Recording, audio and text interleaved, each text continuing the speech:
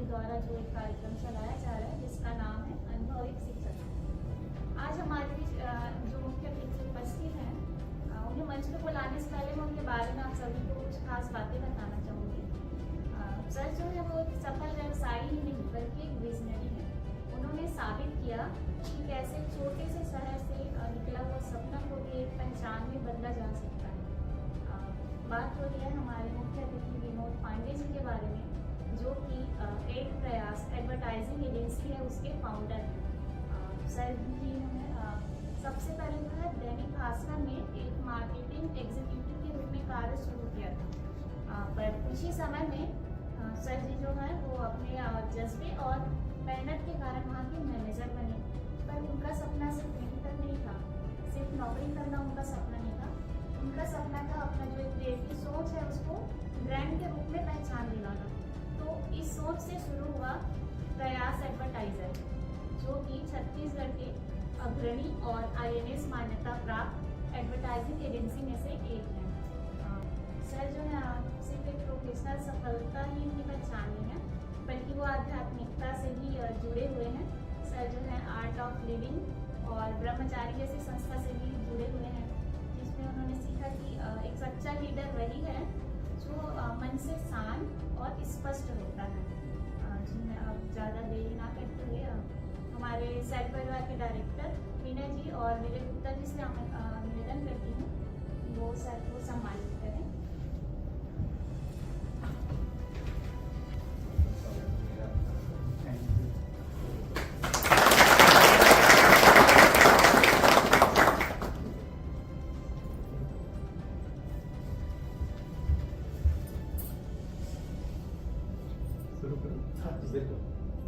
आवाज आ रही है?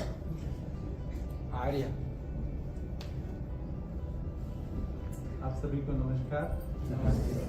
मेरा नाम विनोद पांडे है और मैम ने बहुत अच्छा परिचय दिया, धन्यवाद मैम। मेरी एडवर्टाइजिंग ब्रांडिंग कंपनी है एड प्रयास के नाम से, और मैं रायपुर बिलासपुर में मेरा ऑफिस है। हम लोग AIIMS, icon, Shri Shivam, SCCL ऐसी सभी संस्थाओं का काम करते हैं। और सबसे पहले तो मैं विवेक भाई, विनय भाई और आप सभी को धन्यवाद दूंगा यहाँ आप लोगों से संवाद करने के मौका देने के लिए। सबसे पहले मैं देखिए, क्योंकि आप लोग सेल्स में हैं, रिटेल में हैं, तो मैं अपनी यात्रा वहीं से शुरू करूँगा कि मैं पढ़ाई में काफ़ी अच्छा था और बालकों में मेरे फादर थे। तो मेरा जो इनिशियल अप टू क्लास 10 तक मेरा जो एजुकेशन हुआ था वो बालकों के स्कूल में हुआ था, इंग्लिश मीडियम स्कूल। तब तक सब कुछ अच्छा चल रहा था, लेकिन जैसे ही मैंने यहाँ पे बिलासपुर शिफ्ट हुआ 11-12, तो ऐसा लगा कि बहुत अच्छा होगा, बड़े शहर में रहेंगे। लेकिन मेहनत उतनी ही किया, लेकिन कुछ ऐसे जो है जितना मैं चाहता था, महत्वाकांक्षी था, उतना वैसा चीज़ें टर्न आउट नहीं हुआ। और फिर इंजीनियरिंग का एग्ज़ाम दिया, उस समय तो अच्छा सिलेक्शन नहीं हुआ। तो जो चीज़ मैं बताना चाहता हूँ कि कभी कभी चीज़ें हमको लगता है कि अच्छा नहीं हुआ, लेकिन वो आपके लिए बहुत अच्छा होता है। तो सिलेक्शन नहीं हुआ तो शायद मैं उतना अच्छा इंजीनियर नहीं बन पाता जितना अच्छा मैं एडवर्टाइजिंग एजेंसी का लीडर हूँ। तो मेरे लिए अच्छा हुआ, भगवान वही देता है जो आपके लिए अच्छा। तो मैंने फिर यहाँ पे MBA किया। MBA करने के पश्चात भी फ्रस्ट्रेशन था। मैंने IIM से कैट का एग्ज़ाम दिया, कैट के एग्ज़ाम में फिर सिलेक्शन नहीं हुआ, फिर निराश हुआ।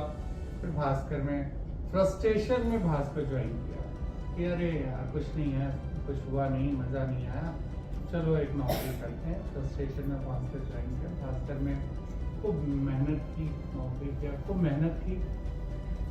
मेहनत करने ऐसी मेहनत की जैसे बिल्कुल एकदम कुछ आइडिया नहीं था, जिसको बोलते हैं स्मार्ट वर्क नहीं किया, हार्ड वर्क, लेकिन अच्छे इंटेंशन से किया। तो ईश्वर देखता है, अच्छे इंटेंशन से आप करते हो तो चाहे आप बहुत ज़्यादा शार्प नहीं भी हो तो भी आपको ईश्वर आगे बढ़ाता है। तो मैं हमारे जो सीनियर्स थे उनको लगा यार ये आदमी बहुत मेहनत कर रहा है, उन्होंने प्रमोट कर दिया। तो उसके बाद मेरे को ऐसा था कि मेरे को GM बना देंगे।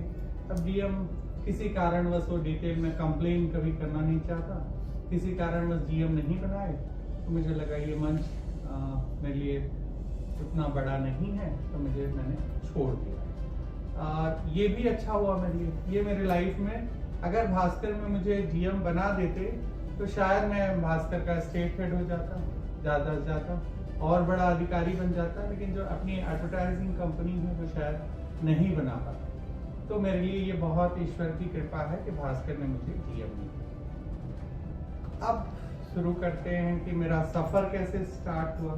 तो सफर स्टार्ट हुआ कि मैंने भास्कर छोड़ा, और जैसा कि होता है कि आप एक ब्रांड में काम करते हैं फिर आप छोड़ देते हैं। भास्कर एक बहुत बड़ा अच्छा अपना राष्ट्रीय समाचार, तो उनको भी ये लगा शायद विनोद जी ने एक रिवोल्ट में छोड़ा है, तो शायद उन्होंने शुरू में मेरे को वो सहयोग नहीं मिला, लेकिन फिर भी ये सहयोग नहीं मिला तो वो चैलेंज रहता है। कोई भी चीज़ आपके अनुसार नहीं होता तो आपका एफर्ट्स लगता है कि वो आपको सहयोग। तो मैंने रिजेक्शन झेले, कई क्लाइंट के पास गया, उनको कई का सपोर्ट मिला, कई का नहीं मिला, तो एक लर्निंग होती है, जहाँ नहीं मिलता वो आपको ज़्यादा सिखाता है। तो धीरे धीरे फिर भास्कर से भी रिलेशन बढ़िया हो गया, 1 साल के अंदर सब कुछ हो गया। और शुरुआत में फंड का इशू आता है, एम्प्लॉय का इशू आता है, मेरे पास बहुत ज़्यादा फंड नहीं था, तो हम लोग उस समय बिजनेस ऐसे लाख रुपए, 1.5 लाख रुपए, 2 लाख रुपए ऐसे बिजनेस करते थे, जो बहुत उस फंड में इतना हमको बिजनेस अर्निंग नहीं होती थी कि हम इसको एक बड़ा दायरा करें। ग्रेजुअली हमारे कुछ क्लाइंट आए, सीवी रमन विश्वविद्यालय आया, श्री शिवम आया, ये सब हमको ब्रेक थ्रू कराए मतलब कि एक अच्छे बड़े लेवल पे ले आए। अब ग्रेजुअली फिर हमारा बिजनेस 5 लाख से 10 लाख, 10 लाख से 50 लाख, 50 लाख से 1 करोड़, अभी हम लगभग 1-1.5 करोड़ रुपए महीने का व्यवसाय करते हैं, डिपेंड करता है सीजन के हिसाब से। आप लोग को जो बताना चाहता हूँ कि देखिए, कभी भी ना मन से छोटा नहीं होना चाहिए। आपका जो मानसिक अवस्था है वो आपकी आय से, आपके करंट पोजीशन से, आपके अर्निंग से, आपकी पारिवारिक परिस्थिति से, ये सब पे निर्भर नहीं होता है। आपकी मानसिक अवस्था आपके हैबिट से, आपके जैसे अभी विनय भाई ने कितने अच्छे श्लोक मंत्रोच्चारण कराया, इससे सात्विकता बढ़ती है, इससे क्रिएटिविटी आती है। और आज के जमाने में जो डिजिटल डिस्ट्रैक्शन का युग है, ये सब आपको बहुत सहारा देता है। आपकी हैबिट्स, बहुत कुछ ज्ञान ले लेना लेकिन उसको अप्लाई नहीं करना बहुत ज्यादा लाइफ में, वो अच्छा है, ज्ञान ले लिए, कुछ तो अवेयरनेस आती है, लेकिन उसको अप्लाई नहीं करेंगे तो लाइफ में कोई चेंजेस नहीं होगा, चाहे कितना भी ज्ञान ले लीजिए। पहला। दूसरा कि आपको सेटबैक्स आएंगे, आप कितना भी अच्छा करिए, कुछ चीजें अच्छी होंगी, कुछ चीजें बुरी होंगी, कुछ चैलेंजेस आएंगे, कोई आपका क्लाइंट छोड़ के जाएगा, कोई आपको अप्रिशिएट करेगा, कोई आपकी बुराई करेगा, ये सब लाइफ का पार्ट। तो इसके लिए कोई बहुत आश्चर्यजनक नहीं है, आपकी लाइफ में नहीं, सबकी लाइफ में होता है। फिर से बोलूंगा, सोच बड़ी रखनी चाहिए। जो आदमी जो होता है ना, वो अपनी सोच की वजह से होता है। ऐसा नहीं है कि आप अगर, जैसे मैं भास्कर में, अब आपको बताऊं, मेरे को 3,000 पगार मिलती थी और मैं हर महीने 5,000 रुपए खर्चा करता था। तो साल भर मेरे को मतलब 3,000 की पगार में 5 मतलब 3,000 का हर महीने, 2,000 का हर महीने मेरा लॉस होता। लेकिन बाद में जब मैं एडवर्टाइजिंग एजेंसी बनाया तो वही मेरे काम आया कि आपका क्लाइंट आपकी सिंसियरिटी देखता है, आपकी कंपनी आपकी सिंसियरिटी देखती है, आप खुद अपना स्वाभिमान जागृत होता है जब आप अच्छा करते हैं, मेहनत करते हैं। देखिए, किसी दिन आप मेहनत नहीं करेंगे तो आपको खुद अच्छा नहीं लगेगा, जिम्मेदारी नहीं लेंगे, अच्छा नहीं लगेगा। लेकिन जब आप जिम्मेदारी लेते हैं, मेहनत करते हैं, तो अपना सेल्फ स्टीम बढ़ता है, आत्मसम्मान। और उस आदमी को कोई सम्मान नहीं देता जो खुद का, जिसका सेल्फ स्टीम है। कभी अपने आप को दीनहीन नहीं समझना। आप लोग बहुत, हर आदमी जो भी जीवात्मा है वो बहुत श्रेष्ठ है। तो जो जैसा आप अपने बारे में जो सोचते हो वो दूसरे को रेडिएट होता है। अगर आप सोचोगे अरे मैं तो ऐसे ही हूँ, तो आप ऐसे ही बन जाओगे। अगर आप सोचोगे नहीं मैं बहुत काबिल हूँ, ईमानदार हूँ, तो आप वैसे बन जाओगे। कभी अपने आप को कुछ ऐसे नेगेटिव कमेंट्स ना अपने आप को, ना अपने किसी साथी को, ना दूसरे को, ना अपनी कंपनी को, ना अपने लीडर को, किसी को कोई नेगेटिव बात नहीं बोलना, और नेगेटिव बात बोलने वालों से दूर रहिए, पहला। तो दूसरी चीज ये है कि अब मेरी जर्नी जो स्टार्ट हुई एज ए कंपनी, जो आपसे शेयर करना है मुझे, वो बहुत सारे रिसोर्सेज कम थे, एम्प्लॉय हायरिंग में दिक्कत थी, और हमारा जो काम है वो ब्रेन का है, क्रिएटिविटी का है। ये काम ऐसा नहीं है कि कोई प्रोडक्ट, कोई रॉ मटेरियल आप बेच रहे हैं, तो दिमाग वाले लोग चाहिए, और दिमाग वाले लोग हाईली पेड मिलते हैं, हाईली पेड मिलते हैं। तो फिर धीरे धीरे जैसे जैसे व्यवसाय बढ़ा, आइडियल परिस्थिति कभी किसी की होती नहीं है, धीरे धीरे आइडियल परिस्थिति बनाई जाती है। एक क्लाइंट में आपका पेइंग कैपेसिटी बढ़ता है, दूसरे क्लाइंट पे आपका पेइंग कैपेसिटी बढ़ता है, तीसरे क्लाइंट पे और बढ़ता है।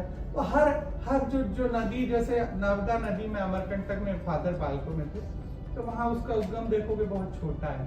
वही भेड़ाघाट में देखोगे तो कैसे वायलेंट हो जाती है, वही आप नर्मदा सागर बांध देखोगे तो समुद्र बन जाती है। तो आप आज से किसी का भविष्य नहीं देख सकते, आपको नहीं मालूम एक बीज है कितना बड़ा वृक्ष बनेगा। तो हमेशा अपने आप पे विश्वास करना चाहिए, दृढ़ विश्वास। और विश्वास कैसे आता है? ऐसा तो नहीं है कि हम सोच लेंगे विश्वास आता है। विश्वास आता है डिसिप्लिन से, अनुशासन से।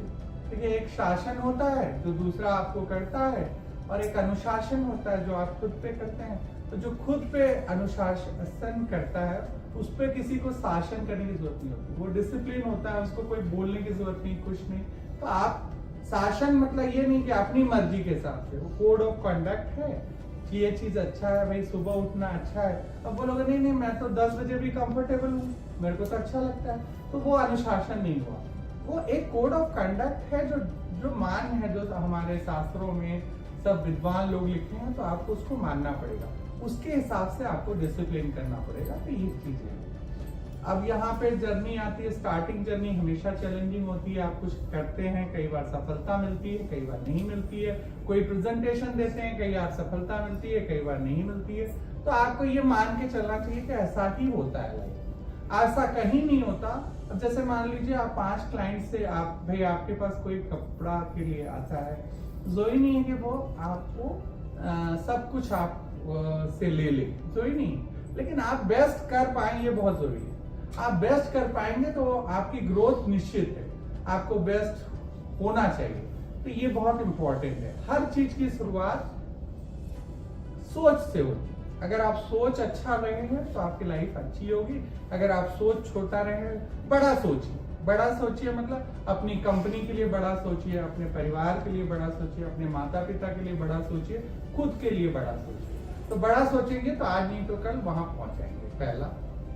दूसरा है, चैलेंजेस लाइफ में आते हैं, सेटबैक आते हैं, उसको एक्सेप्ट करना चाहिए, कंप्लेन नहीं करना चाहिए। जीवन में ग्रेटिट्यूड, कृतज्ञता का होना बहुत जरूरी है। अगर आप कृतज्ञ होंगे तो लाइफ आपको वैसा देते जाएगी। अगर आप कंप्लेन करेंगे तो लाइफ आपको कुछ नहीं देगी। भगवान के प्रति कृतज्ञता, कि हम लोग इतने अच्छे देश में रहते हैं, आप इतनी अच्छी संस्था में काम करते हैं, आप ईरान में तो नहीं है जहाँ युद्ध चल रहा है, तो अपने आप को कृतज्ञता महसूस करिए कि हम ऐसे देश में रहते हैं जहाँ पे हमको हमारे लिए अपॉर्चुनिटी है, कम से कम हमको शांति से अपने मन से जीने का, मेहनत से कमाने का, ईमानदारी से कमाने का, अच्छी संस्था में काम करने का अवसर मिला है। तो भगवान के प्रति कृतज्ञता व्यक्त करते रहिए, तो जीवन में और ग्रेस आएगी, ईश्वर का और ग्रेस आएगा, पहला। दूसरा, सीखते रहिए, सीखते रहिए। ऐसा नहीं होता कि आप जैसे हर दिन सीखिए। आपके जैसे देखिए, जैसे आपका कपड़ा है, मान लीजिए कपड़ा है, तो आप ये कपड़ा सिर्फ कपड़ा नहीं है, फैब्रिक नहीं है, ये किसी बहू का गौरव हो सकता है, किसी कॉर्पोरेट एग्जीक्यूटिव का शान का प्रतीक हो सकता है, किसी पिता के लिए उसके बेटे के लिए प्यार हो सकता है। तो हर चीज को इमोशनल तरीके से देखना चाहिए। कपड़े को सिर्फ कपड़ा देखेंगे तो मैकेनिकल सोचेंगे तो बात नहीं बनेगी। हमेशा कपड़े को क्या, किस वजह से आदमी, कपड़े की यूटिलिटी क्या है, किस वजह से उसको लेता है, उस ढंग से सोचना। जैसे एडवर्टाइजिंग एजेंसी है, तो हम एडवर्टाइजिंग में प्रोडक्ट नहीं बोलते, हम सक्सेस नहीं बेचते, हम सक्सेस स्टोरी बेचते हैं। जैसे मान लीजिए मैं आपको शैल वस्त्रालय का एडवर्टाइजिंग करूंगा, तो सैल वस्त्रालय को ये सक्सेस हुआ नहीं बताऊंगा, उसकी सक्सेस की कहानी बताऊंगा, क्यों वो इतना अच्छा है। तो सक्सेस स्टोरी बेचते, सक्सेस नहीं बेचते। और सक्सेस स्टोरी अपनी मेहनत, ईमानदारी और सोच से बनती है, पहला। दूसरी चीज ये है कि आपको हमेशा अपने फील्ड में अगर ग्रोथ करनी है, अगर जैसे मान लीजिए आपको सेल्स की, कई बार होता है ना, हम कंफर्ट जोन में आते हैं, अरे मैं उसी सेगमेंट में काम करता हूँ, मैं तो लहंगा में काम करता हूँ, मैं तो साड़ी में काम करता हूँ, तो आपको लगेगा अरे मैं तो इसके बारे में सब जानता हूँ, वहीं से डिग्रोथ या आपको अटक जाते हैं आप। तो आपको अटकना नहीं है, आपकी सोच को हमेशा सीखने वाली सोच रखना है। बहुत सारा दुनिया में ऐसी ऐसी चीजें हो रही है जो हम आप नहीं जानते, हम आप क्या, कोई भी नहीं जानता। तो अपने फील्ड का जैसे इंस्टाग्राम है और फलान जिस चीज उसमें देखिए, लेकिन अपने काम की चीजें, अपने अंदर का सत्व बढ़ाइए, अपने अंदर की पॉजिटिविटी बढ़ाइए, सीखिए। जैसे मान लीजिए मुझे कार चलाना नहीं आता, मुझे बाइक चलाना नहीं आता, अब मैं सोचता हूँ अरे यार मुझे चलाना नहीं आता, चलाना नहीं आता, अरे 2 मिनट, 1 घंटे दिन में दो और कार चलाना सीख लो। अच्छा ना, कॉन्फिडेंस आएगा ना। कभी आपके किसी के परिचित के पास या गाड़ी आपके बोले भैया ये गाड़ी ले जाके स्टेशन से किसी को ले आओ, अब आपको गाड़ी चलानी नहीं आती, तो आप अनस्किल्ड है, तो आपके अंदर एक गिल्ट आ जाएगा। और आप 1 घंटा महीने में दिए तो हमेशा के लिए गाड़ी चलाना सीख लिए। आपको कंप्यूटर चलाना नहीं आता, थोड़ा सा सीख लिए, तो फिर आप एम्पावर। ठीक है, जीवन में हर चीज एम्पावर होता है।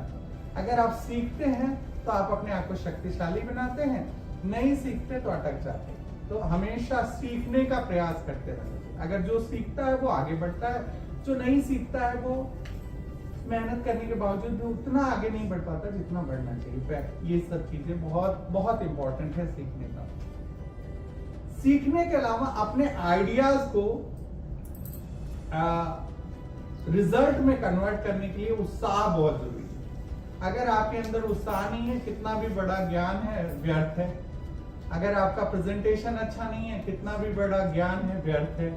आप कितना भी बड़ा ज्ञानी हो, लोगों को प्रेजेंट नहीं कर पा रहे हो, तो वो है। जैसे आपका कोई कस्टमर आता है, तो आपका उत्साह, आपको उनको ग्रीट करने का तरीका, आपकी बॉडी लैंग्वेज, आपके वाइब्रेशंस, ये सब बहुत इंपॉर्टेंट है। आप जब किसी से बात करते हैं तो वो आपके बारे में आपका ऑरा का एक जज कर लेता है। तो अब आपका ऑरा पॉजिटिव रहे, इसके लिए आपको हैबिट्स अच्छी रखिए। आप रात को 12 बजे तक मोबाइल देखे हैं तो वो डलनेस आपके चेहरे से दिख जाती है। और आप डिसिप्लिन हैं, सुबह एक्सरसाइज किए हैं, मॉर्निंग उठे हैं, अच्छा सात्विक भोजन करते हैं, तो वो उत्साह भी आपके जीवन में दिख जाता है। तो आप जो आप हैं वो, और कोई भी देखिए ये सब चलता है, किसी के लाइफ में तमस, सत्व और रजस तीनों गुण होते हैं और अच्छे से अच्छे लोग में होते हैं। कोई बुराई नहीं है, हर गुण होता है, लेकिन हमको सत्व बढ़ाते रहेंगे तो उत्साह में रहेंगे, हैबिट्स बहुत काम आते हैं। तो आप किसी से मान लीजिए मिलते हैं, क्योंकि आपका और मेरा प्रोफेशन एक है, आप रिटेल में है, मैं क्रिएटिविटी में हूँ, तो उत्साह से मिलिए, उत्साह से बताइए। जैसे कोई कस्टमर आता है तो सिर्फ उसको प्रोडक्ट बेच रहे हैं ऐसा नहीं सोचिए, उसको उसका फीलिंग, वो इमोशंस आने चाहिए, वो चेहरे पे भाव आना चाहिए, वो एक्सप्रेशन आना चाहिए, वो एनर्जी होना चाहिए। अगर वो एनर्जी नहीं है तो वो डलनेस है, जड़ता है, जड़ता आपको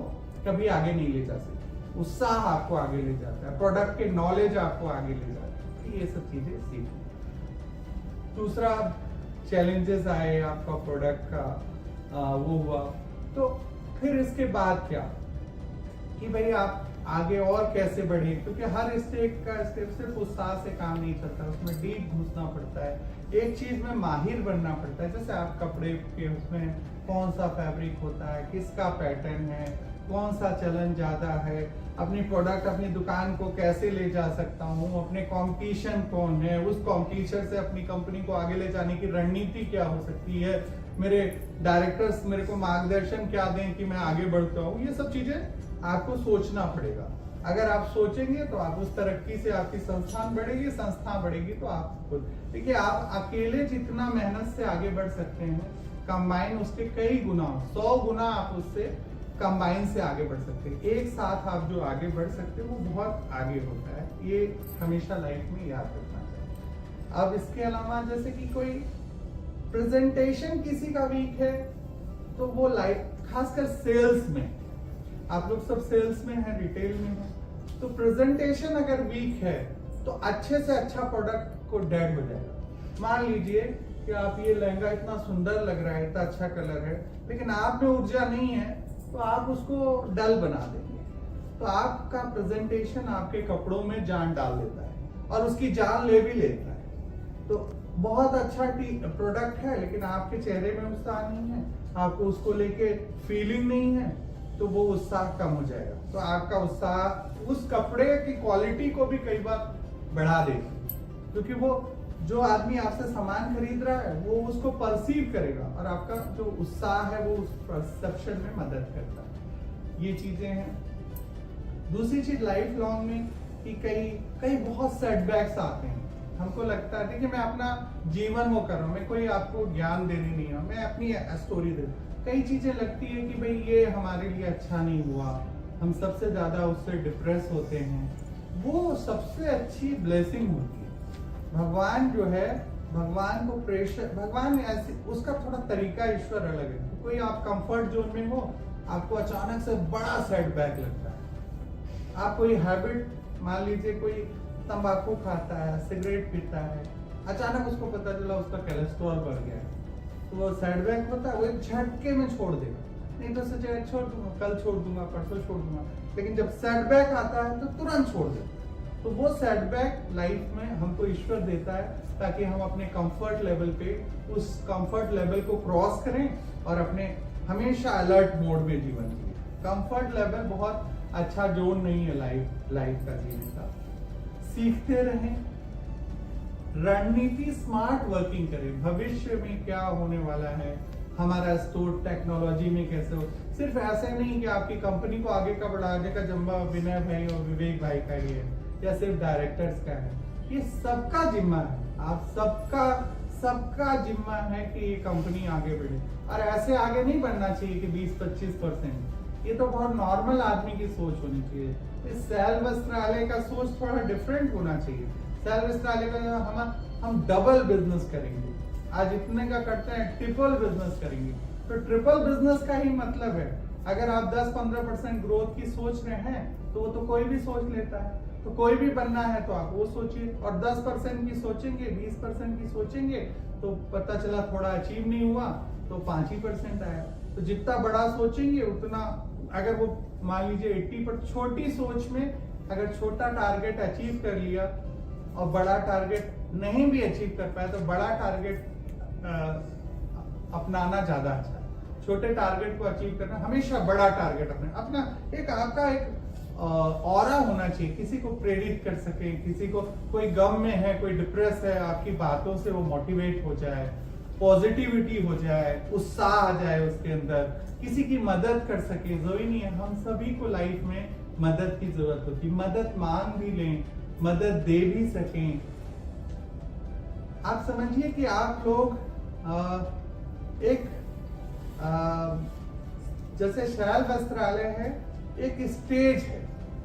शैल वस्त्रालय एक स्टेज है और उस स्टेज पर जो परफॉर्म कर रहे हैं वो आप लोग।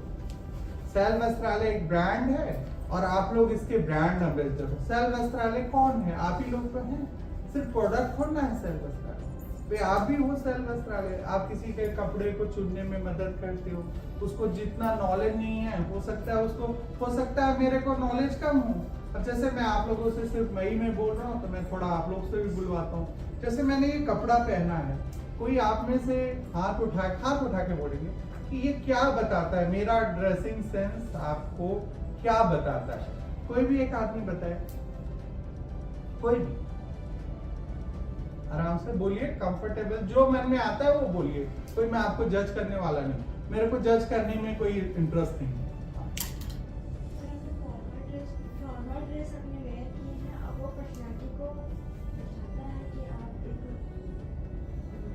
हाँ बताइए, आराम से कंफर्टेबल, आप अपने स्टोर में ही हैं। हाँ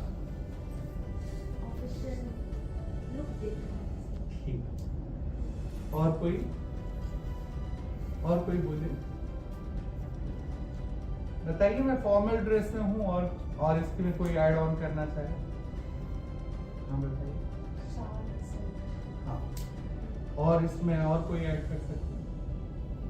एजुकेटेड एंड प्रोफेशनल। हाँ, एजुकेटेड एंड प्रोफेशनल, ठीक है। इसके अलावा लास्ट कोई बोल सकता है? लास्ट पॉइंट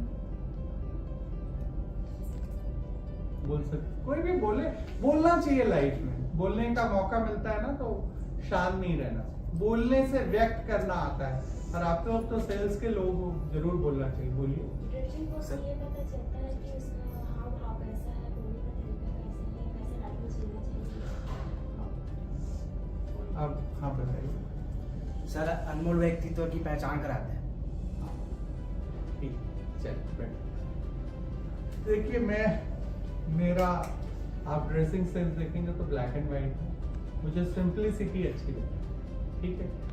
मुझे प्लेन चीजें अच्छी लगती है, बहुत फैंसी, बहुत लाउड नहीं पसंद है, इसलिए मैंने व्हाइट कलर पहना है ना। मुझे कोई मतलब बहुत ज्यादा दिखावे का शौक नहीं है कि ये मेरे जो कपड़े हैं ये दिखाते हैं कि मुझे दिखावे का शौक नहीं है।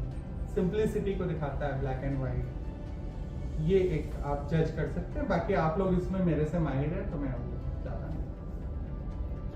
दूसरी चीज ये है कि नॉलेज, आप जिस इंडस्ट्री में हैं उस इंडस्ट्री, आपका अनुभव, फिर उस अनुभव से अलग सोचना।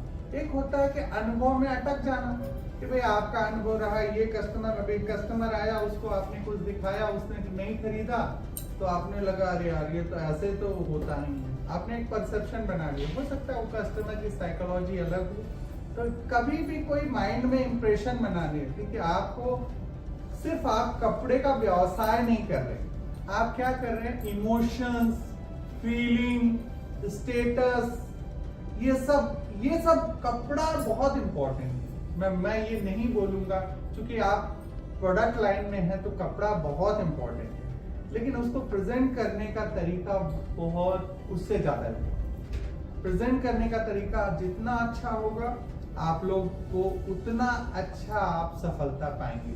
नहीं तो बहुत अच्छी चीज को भी आपका प्रेजेंटेशन डल बना देता है। प्लस आप सिर्फ, ठीक है, लोगों को, ग्राहक, जैसे आप कोई ग्राहक है आता है, उस ग्राहक को आप एक कपड़ा देते हैं तो आपकी क्या अचीवमेंट है कि वो यादगार, आप याद रह जाए, कपड़े के साथ आप भी याद रह जाए कि भाई ये देखो इन्होंने कितना अच्छा, कितने ऑप्शन दिखाए थे, मैंने पसंद कर लिया फिर भी दिखाया, ये इसको भी देखिए, मेरे को बहुत मेहनत से मेरी व्यक्तित्व के हिसाब से मुझे कपड़ा चयन करने में मदद किया। तो सिर्फ ऐसा नहीं कि कपड़ा ले लिए, कपड़े का, भावनाओं का भी आदान प्रदान होना चाहिए। अगर जुड़ना है तो सिर्फ प्रोडक्ट के साथ भावनाओं का भी आदान प्रदान होना चाहिए। अगर भावनाओं का आदान प्रदान होता है तो एक रिश्ता, इमोशंस होना चाहिए। भाई आपकी दुकान में बीच में 10 दुकान है और मैं अगर आप उस 10 दुकान को पार करके 2 किलोमीटर एक्स्ट्रा चल के आपके पास आता हूँ तो आपसे मेरा इमोशनल रिश्ता है, और मैं जहां पहली दुकान मिली वहां से खरीद लिया तो मेरा आपसे कोई इमोशनल रिश्ता नहीं है। तो इमोशनल रिश्ता आपको दुकान तो छोड़िए, शहर भी चेंज करके आता है। अगर आदमी को आपसे किसी से इमोशनल रिश्ता बन जाता है, ट्रस्ट बन जाता है, विश्वास बन जाता है, तो वो आपको पूरा शहर छोड़ के कोने वाली दुकान में आता है। तो आप लोग को, ग्राहकों को सिर्फ प्रोडक्ट नहीं देना, इमोशनल रिश्ता भी बनाना है। इमोशनल रिश्ता बनाने के लिए आपको डेडिकेशन, आपको पेन लेना पड़ेगा, आपको जिम्मेदारी लेना पड़ेगा, आपको अपना नॉलेज यूज करना पड़ेगा। सिर्फ अपना नहीं, हर आदमी की अलग अलग सोच होती है कि भाई उसको क्या आपको अपना दिमाग नहीं लगाना है, आपको उसके लिए क्या परफेक्ट है उसको चुनने में मदद करनी है।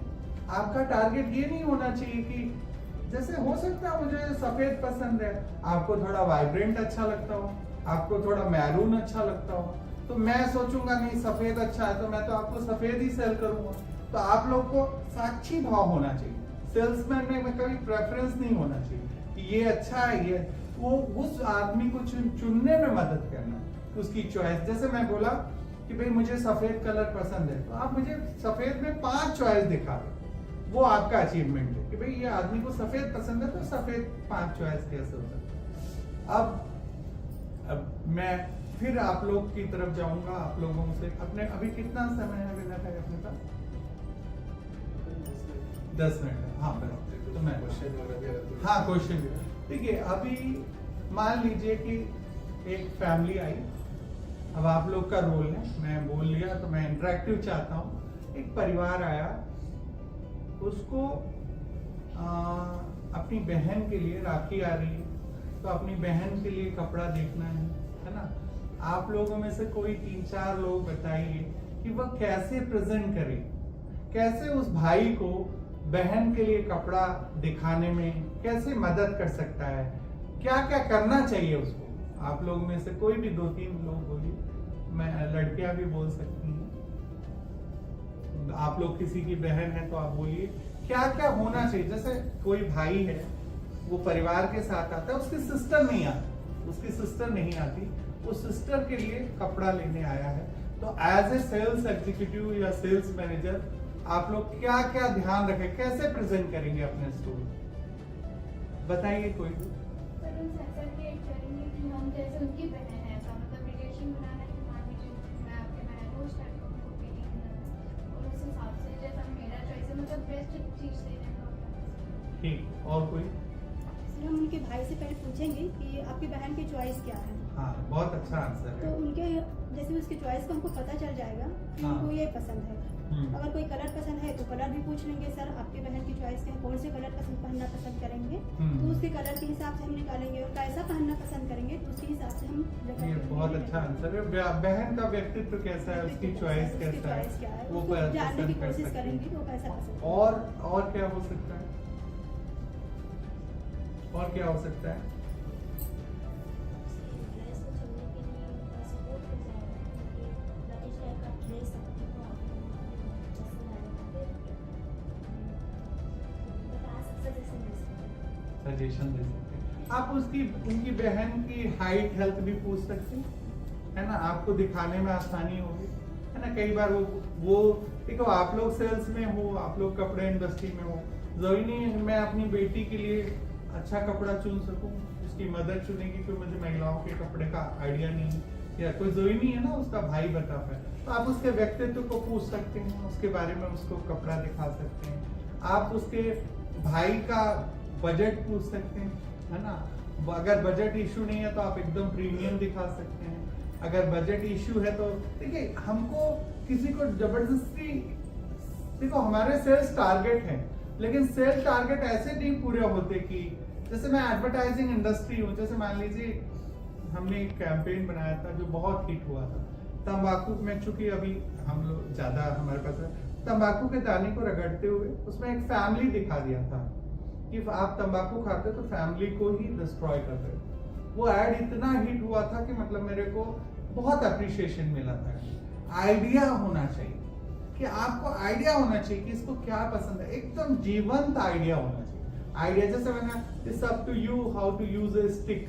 अगर आप योगा का प्रमोशन करें, योगा डे का, तो जनरली अपन शिव की मुद्रा दिखा देते हैं, कोई को पोज दिखा देते हैं, लेकिन हम आइडिया का क्या दिखा, हमने क्या दिया था, एक गोल 2 स्टिक दिखाया, it's up to you how to use a stick. अगर आप योगा करेंगे तो गोल्फ खेलेंगे, नहीं तो बुढ़ापे में स्टिक लेके चलेंगे।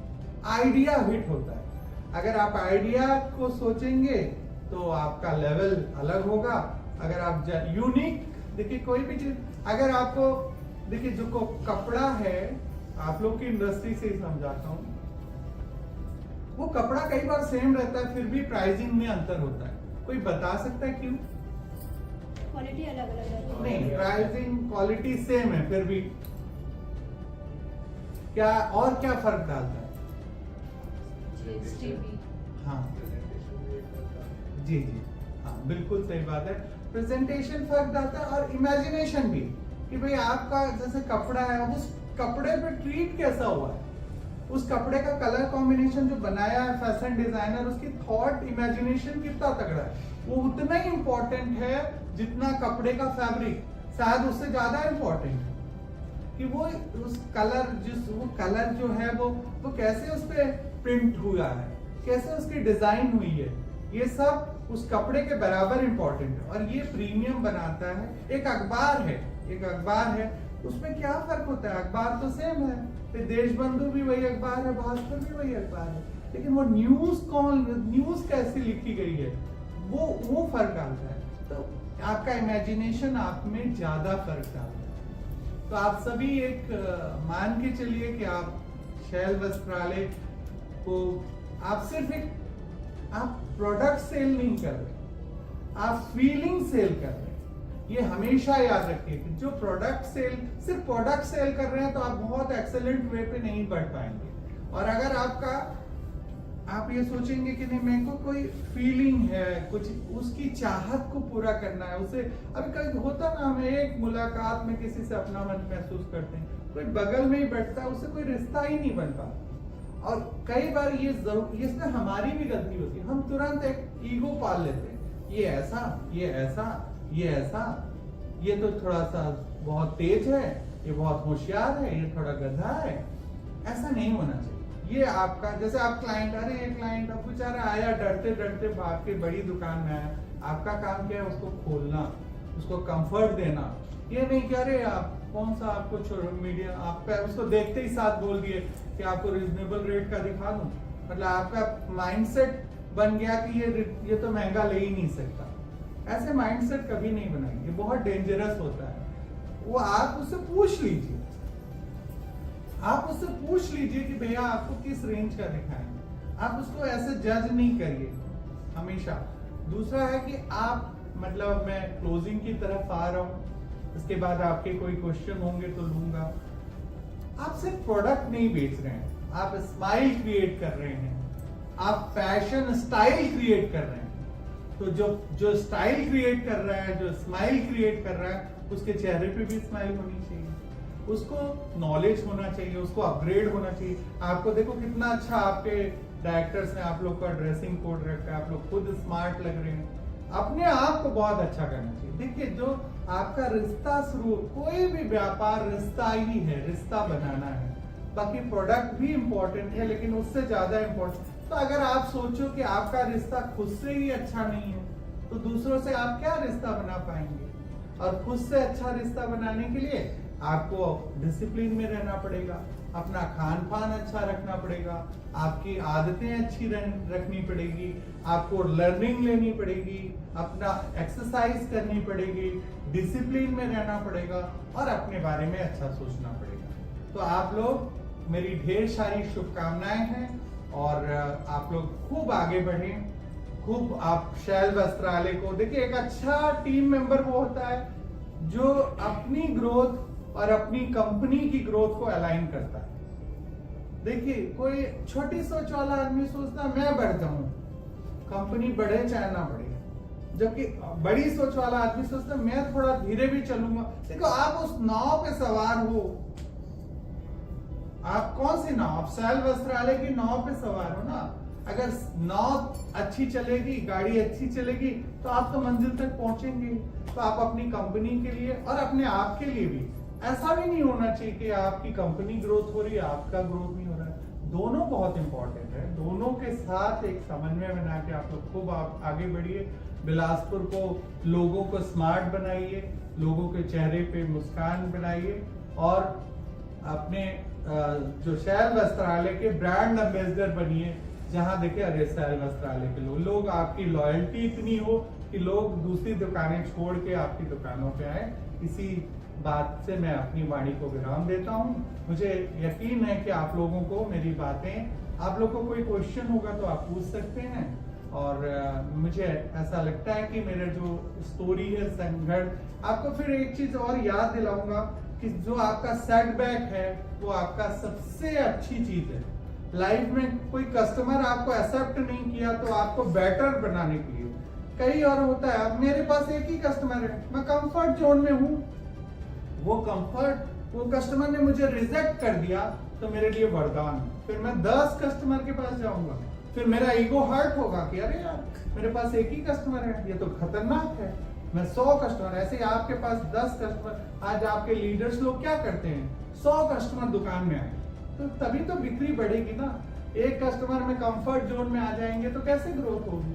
हमको हमेशा अपने जहां भी हैं अपने कंफर्ट जोन को अलग करके अपनी ग्रोथ को बढ़ाते, ऊंचाइयों को छूते। देखिए ग्रोथ का कोई अंत नहीं, गिरना भी है, उठना भी है, मुस्कुराना भी है, लेकिन परिस्थिति आपकी मनस्थिति पे असर ना करे, आपकी मनस्थिति आपकी परिस्थिति को अच्छा बनाए।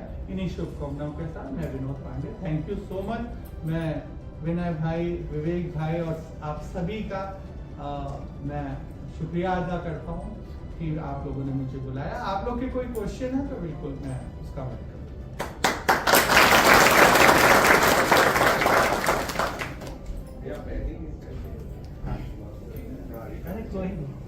Thank you so much. मैंने बताया कि कैसे हम अपने थिंकिंग को पॉजिटिव रखें और लाइफ में डिसिप्लिन मेंटेन करके आगे बढ़ सकते हैं। आपने किसी का कोई पहले क्वेश्चन हाँ। तो पूछ सकते हैं। किसी को भी को मैं चाहूंगा आप लोग प्रश्न पहले पूछें। शुरुआत करता हूँ। जी भैया आपने क्योंकि आप जीरो से स्टार्ट हुए थे हाँ। अपनी जीवन जी, जर्नी जी, हाँ। और 2 बार स्टार्ट किया, मतलब एक बार उसमें फिर और एक जी। सफल व्यवसायी रहे। जी जी तो सफलता का मूल मंत्र क्या बोलना चाहेंगे आप? ईमानदारी, ईमानदारी और कड़ी मेहनत। देखिए आपको अपने आप से झूठ नहीं बोलना चाहिए। अगर कहीं गलती कर रहे हैं तो आपको एहसास होना चाहिए। और दूसरा अपने एफर्ट्स, अपने जो भी सपने हैं उसके लिए प्रयास करना भी जरूरी है। जैसे मैं आपको बताऊं, मैं एक शेयर करता हूँ आप लोगों से। ये मैं कोई घमंड में नहीं शेयर कर रहा हूँ। मैं 3000 की नौकरी करता था, आज मेरे यहाँ मैं 1-1 लाख के भी एम्प्लॉय, 3 एम्प्लॉय। तो आपको छोटा बड़ा कुछ नहीं होता, आपका दिमाग ही छोटा बड़ा होता। आपको कभी नहीं सोचना चाहिए ये तो दिहाड़ी वाला है, कुछ फर्क नहीं पड़ता, कोई फर्क नहीं पड़ता। आप जो करते हो उस समय आपकी मन की स्थिति क्या है वही फर्क पड़ता है। कोई तनख्वाह किसी की 2 लाख है, किसी की तनख्वाह 5000 है, इससे कोई फर्क नहीं पड़ता। वो कितना पॉजिटिव है उस वक्त, उसकी कोई रिजल्ट में 55% लाया था, कोई टॉप किया था, कोई फर्क नहीं पड़ता।